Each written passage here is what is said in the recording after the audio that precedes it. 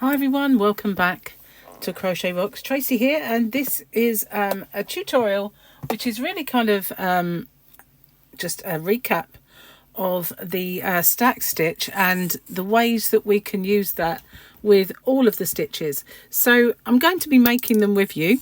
I wanted to show this because I keep having people ask me questions about how you would do it with this stitch, how you do it another stitch. So I figured I'd make a video showing all of them. Now I just need to take this bracelet off. Excuse me, it's dangling, so it's going to clank on there and it will annoy everybody. So I'm just taking that off. Okay, so we're going to make a chain. It doesn't matter because we're not making anything, so we can just do a chain of any amount. It's really immaterial, to be honest with you, but we don't want it massive, I guess. So while I'm just doing that, if you haven't already, don't forget to hit the subscribe button. That was a baggy one. And the notification bell. And you never know, hopefully you might get a notification come your way. Right then, so let's have a look. How wide is that? A couple more. Okay, so there are lots of different ways of doing this, but we still need to go in the second chain from the hook and start our work.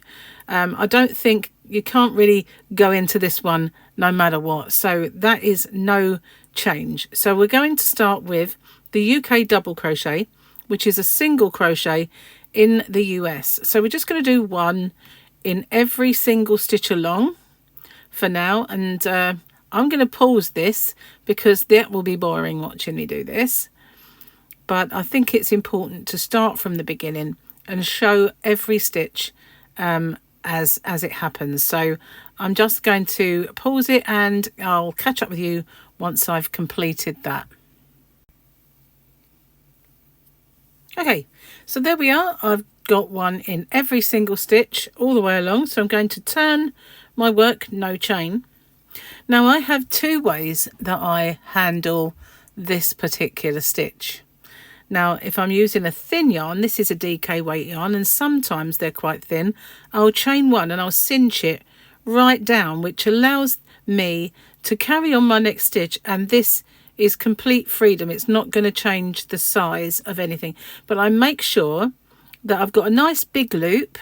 You can see just some daylight through there, just a little bit, not massively baggy, and then I'll go straight into that first stitch and make my stitch, my UK double US single. So that's one way that I do this stitch, and I'm going to go all the way to the end and I'll catch up with you. I'm going to pause it and I'll catch up with you just as I get to the end. Okay, so here I am at the end. There's our last stitch. I'm going into the two loops, and now that's what that looks like. So the end is perfectly okay. When we get to the end of this, it will be the stack. Well, it's not really a stack on this stage, is it? But that's how we will go into this stitch, and that chain that's cinched down would be nice and small. Okay, so the other way is just to make sure you've got a nice big loop again, not overly baggy, and then you just go straight in and you make a nice loose stitch, and then you go all the way to the end. I don't know, either way is good, but I just feel that sometimes when it's thinner yarn, when it's thicker yarn, I wouldn't do it. Like I just made a chenille baby blanket and I've done the tutorial for it, and I wouldn't do it with that yarn. It's just too bulky. But a very thin stitch, you can cinch down, very thin yarn, sorry, you can cinch it right down, and it's barely even noticeable, but it just stops that yarn from traveling back to the previous stitch. So we're getting to the end, and this is the first row of us getting to that nice nice stitch. Okay, so we're nearly there, and we've got our two loops to go into, and it's still nice and straight. That cinched down stitch doesn't show. The other side, you can see it does pull slightly down, which is what worries me about doing a big body of work, whether it will sort of dip down, which is why I did that one cinch down chain. You can see it makes less of a drop down. Okay, so that is the UK double crochet, US single crochet. Now we'll tackle what we call in the UK a half treble, but you call in the US a half double. And I can do exactly the same thing. Cinch it right down as it's almost gone, and make sure that that loop is not tight, and make my first stitch in that very first stitch. That is how I've always done it. I don't like confusing chains at the end, getting in there and pretending that they're a stitch you might need to go into. So okay, be boring watching me make all those half trebles, half doubles, so I'm going to pause it. I'll catch up with you when I get to the very end. Okay, I'm at my last stitch, and again I've got those lovely 2 loops to go into, and I can make my last stitch. Okay, so the other way, just as before, is to make a larger loop and then just do your first UK half treble, US half double. But can you see that? I don't like that. That's clumsy. And if you make it so that it's a little tighter, then you might just get that pulling down again. We'll see when we get to the end. You can see it's already shorter, but I don't like that stray bit of loop. That's why I make that 1 chain and I cinch it down. Again, the only one I won't do that with is ultra thick sort of chenille yarn, or really super chunkies and that sort of thing. You can see it's pulling downward, and on the next row we will kind of pull it up. But let's have a look. We'll wait till we get to the end. That would be a more true representation.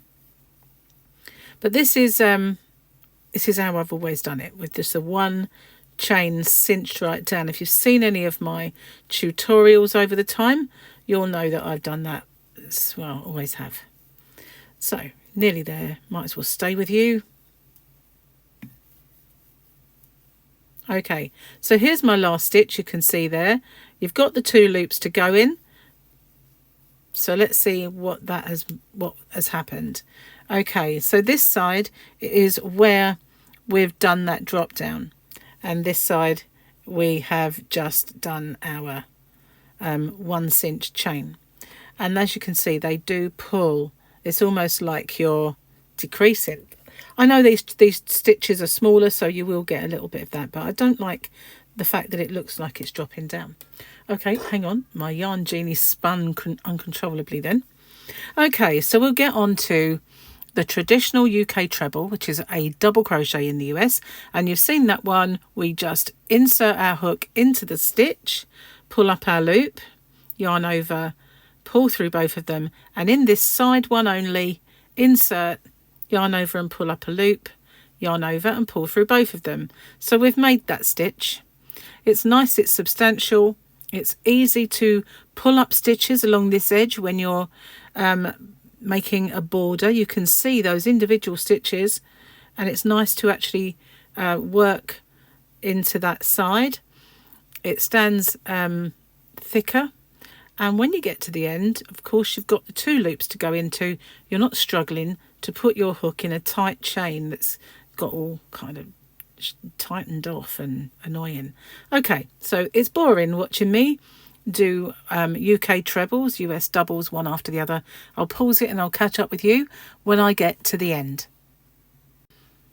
Okay, so doing it that other way has made it very, just doing and going straight in has made that very tight there at the end.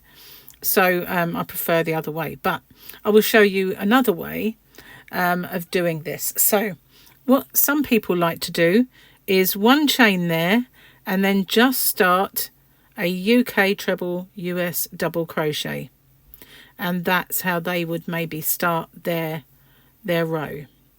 And it does give you the same stitch, but you get this, it's not quite normal. It's not how I like it. I prefer not doing that chain. But if it works, that's what you like, and it works for you, that's great.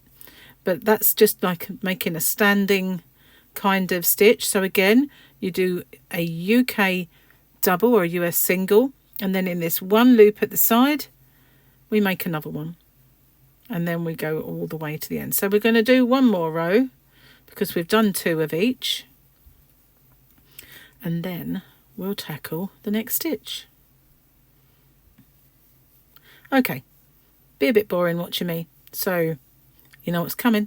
I'll pause this and I'll meet you at the end of the row. Hello, I'm back. Okay, so now we're going to do what in the UK is called a double treble, and if you're in the US it's called a treble crochet. So we insert exactly the same, and we pull up our 2 loops and we go through both of those, and then just the same as before, we insert into this one side stitch and we do another, and then we insert into this side stitch and we do another. So we're now ready for our double treble or US treble crochet. So you pull through 2, through 2, through 2. So just as my old rule with turning chains, you do as many chains as the times you pull through, pull through, pull through. So for the UK treble I would have done 2. For this I would have done 3. So you do your stack in 3 stages.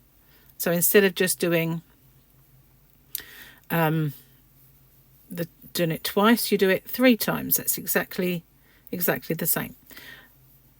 Okay, then we've got our very tall double treble or treble crochet US. So I'm going to pause it then, and I will catch up with you once I've reached the end of the row. Okay, so here we are, and just as before, the beauty of it is you've got your 2 loops at the top to put your last stitch into. No fighting to get through chains. So there we go, and we'll do that one more time on this double treble or US treble. We insert, we pull up our first loop and we go through both of them. We go into this side one, we yarn over and pull through, and we both go through both of them, and then we do the same thing in that last stitch, and then we go into the next one and do our very long stitch. So that is how we kind of, well, I work it out with all of the stitches. So rather, on the very small stitches, rather than just doing straight into it like which, I mean, there are some times when I have done that, like I said, with very chunky yarn, I will do that 1 chain and cinch it down, because it just kind of exits that row and stops the yarn feeding back into the previous stitch, making anything tighter. And I've always done that with those, because they're very short stitches. Anyway, that is how I've done it. I'm going to carry on to the end of the row, so I will pause it for a moment and come back to you. Okay, so here I am right at the end, got my 2 loops that I can easily get into for my last stitch. Now this will also work with the linked double crochet, linked treble. And if you're not familiar with that, I will show you it now. So you make your first one exactly the same. And remember, we're only doing this twice. Now for a link, you will go into this bar here, pull up a loop and pull through it. And then you'll go into this next stitch, pull up a loop, yarn over, pull through 2, yarn over, pull through 2. And then we want to go into this horizontal bar and pull up a loop. And then we'll go into the next stitch, yarn over and pull up a loop, yarn over, pull through 2, yarn over, pull through 2. We're going to go into this horizontal bar that you can see going across your stitch, yarn over, pull up a loop, into the next one, yarn over, pull up the loop, yarn over, pull through 2, yarn over, pull through 2. There's the horizontal bar, back in and pull up the loop, into the next stitch, pull up the loop, yarn over, pull through 2, pull through 2. So as you can see, this is the linked double crochet US, linked treble crochet UK. And what this does is, if you haven't seen it before, it makes stitches without gaps between. So if I show you, do a few more and then we'll have a look at it. Make a little bit more. Oh, I didn't do that, did I? I didn't pull it through. That is the danger, that you might forget that step. Okay, so I'll pull my loop up. Now if you look, there are no gaps. This is the equivalent stitch down here, and these are the double trebles or treble crochet US. These are the ones we're talking about, and you can see just how open they are. It's stretchy both ways. With this one, there is still a little stretch, but nowhere near as much. So if you wanted a project where it was more closed and you don't have all those gaps, maybe making a baby blanket, the only thing is, as if I carry on and show you, so remember it's this horizontal, but it's kind of diagonal while we're looking at it, but we go into that, yarn over, pull through, into the next one, yarn over, pull through, and then we treat the 3 loops like we would a normal UK treble US double crochet. Did I go through that? I did. Where I'm talking, I'm not particularly concentrating on what I'm doing because, you know, talking at the same time. Okay. It is, I think, a nice stitch. It doesn't suit all yarns. It doesn't suit all sizes. As you can see, it curls a little bit. That's because there's no gaps. It is tighter and less elastic. I think as we go on, that will work itself out row after row. But if you did this stitch for a project and you were following a pattern and it told you that the dimensions would be, say, 10 inches by 10 inches, you might find this would be 10 inches by 9 inches because they pull closer together, obviously, because there are no gaps. Okay, so we're nearly at the end. We've got the last one there to pull through, and then we can go in our last stitch here and make our last one. So if I pull it up, it should be a lot narrower. It doesn't look massively narrower, does it? But it is. If I were to make a swatch of that and a swatch showing you this just normal UK trebles US double crochets, not this bit here obviously, but they would be smaller. So if we go, perhaps put that next to each other, it's not massive. It's not a massive difference, but you can see it is a little wider. It does pull it closer. But I like the way that that looks. It does actually look like that you've done maybe US single crochets or UK doubles. Let's have a look at the back of it. That's what it looks like. And obviously changing the row, the next row will be like this. Should we do one? Should we have a look? I think we need to, don't we? Okay, so we'll do our first one as normal, as we have been. And then we're going to go into this side one. We don't have an horizontally, diagonally bar. It has to be that one. And there we go. So now we go into this one and pull up our loop and into this one. And then it might help to hold it this way if you can't really see it. But I find it easy to see. But, you know, did I not go through that? I don't think I did I? It's because I'm talking. I should be able to multitask being female. What's going on? Okay, so that's it. That's how we do it. If you feel the need, you can turn it. But see, I'm talking again. I don't need to do that. I'm going to pause it then because it'd be a bit boring watching me do this all the way along. And I will catch up with you when I get to the end and we'll have a little look and see what both rows look like together. Okay, so here we are. I've got 2 rows of that now and you can see no daylight at all through it. And that's what they look like on top of each other. So I quite like it, but I think I need to see what quite a large area looks like rather than just 2 rows. So I'm going to pause it and do a few more rows, and then we'll come back and have a look at that and see what you think and see how the edge works out. Okay, so here we are. I've done a few rows.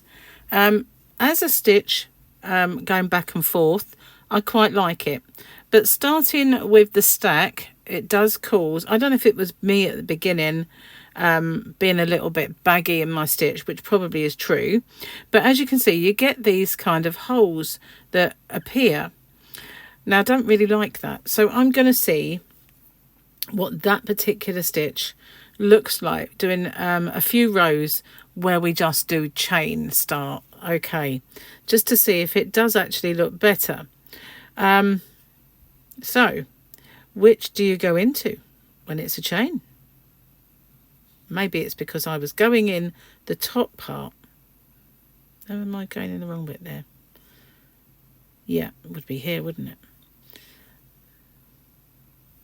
Okay, again, there's a hole, I can see it. So perhaps that's just the beginning of how it always looks. Maybe, I don't know. Let's try it going in the top one. No, you can't. Well, there you go. So I've not done this stitch before, but I just thought I'd have a little play to see how it goes. I like it. I like this part, not necessarily how it looks at the start. So that would need a little bit of working on, but that is how the stack stitch performs with every single stitch. And it is totally your preference as to whether you go straight in with the actual stitch or whether you do that little chain and cinch it down like I do. I just prefer that, but you know, it's just a way of just work on it and see which works best for you. I just feel that it cements the end of that row and allows that first loop to stay at its normal size rather than retreating back into the previous stitch and becoming tight. I'm not keen on this edge of the stack, but then that's new to me anyway, so I would have to play with that some to get that to how I like it, but not really keen on this edge. As I say, it might be me being a bit baggy at first. I like the way it looks though. I've not actually played with that stitch before. But there you go. Thank you for watching. I hope that's answered all of the questions that I've been asked on every single stitch. I do have one that shows how it works on a granny, and at the end of that I did touch on a few stitches. The only one I haven't tackled so far is working in the round, but I might do a new solid circle video, which is more of a hidden join a bit later on. So thanks for watching. Like I said before, if you haven't already, don't forget to hit the subscribe button and the notification bell, and hopefully you'll be informed when new videos pop up. Bye for now.